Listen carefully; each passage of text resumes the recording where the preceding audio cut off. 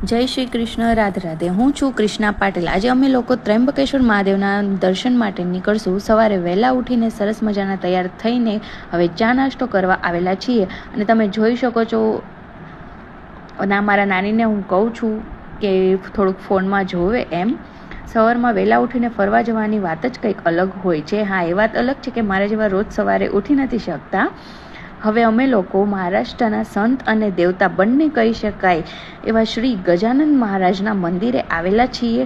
અને મેં, મારા નાનીએ, મારા હસબન્ડે મંદિરના ગજાનન મહારાજના દર્શન લીધા. ખૂબ જ સરસ અને મનને શાંતિ આપે ખરેખર એવું વાતાવરણ અહીંયાનું છે, જ્યાંના દર્શન લઈને હું, મારા નાની અને મારા હસબન્ડ સાથે ફાઇનલી ત્રંબકેશ્વર મહાદેવના મંદિર જવા રવાના થઈ ગયા છીએ.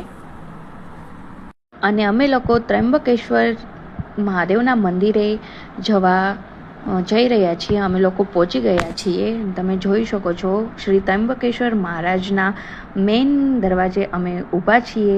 અને અહીંયા મારા હસબન્ડ માથા ઉપર તિલક કરે છે. અને અહીંયા ભક્તજનોની ખૂબ જ ભીડ છે. હવે એવો વિચાર આવે છે કે મહાદેવના દર્શન કેવી રીતે અને કેટલા ટાઈમે થશે. મંદિરની લાઈનમાં ઊભા તો રહી ગયા છીએ. અમારું તો ઠીક, પણ મારા નાનીમાં થોડાક હેરાન થઈ જવાના છે. આજે પણ એક તો છે કે મફતમાં માણસો પણ કામમાં નથી આવતા. આ તો દેવના દેવ મહાદેવના દર્શન માટે આવ્યા છીએ, તો એટલી સહેલાઈથી તો થોડીના મહાદેવ દર્શન આપી દેવાના છે. થોડુંક ત્રંબકેશ્વર જ્યોતિર્લિંગ વિશે જાણીએ. આ શિવલિંગ સ્વયંભૂ છે. આ શિવલિંગ ગૌતમ ઋષિ અને ગંગા નદી સાથે જોડાયેલી છે.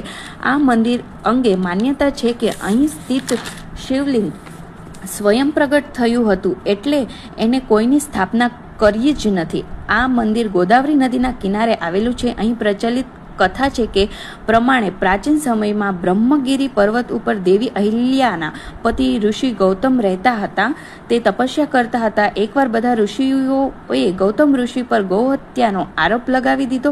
બધાએ કહ્યું હતું કે આ હત્યાના પાપની માફી માટે દેવી ગંગાને અહીં લાવવા પડશે. ગૌતમ ઋષિએ શિવલિંગની સ્થાપના કરી, પૂજા અર્ચના કરી અને ત્યાં શિવજી અને મા પાર્વતી પ્રગટ થયા. ભગવાને વરદાન માંગવા કહ્યું હતું.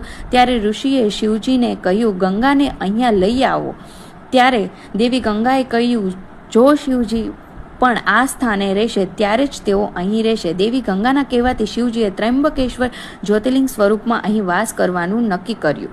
આવી રીતે શ્રી સ્વયંભૂ ત્રંબકેશ્વર મહાદેવનું મંદિર અહીંયા થયું છે. દર્શન થઈ ગયા છે અને ખરજ ખૂબ સરસ હતું.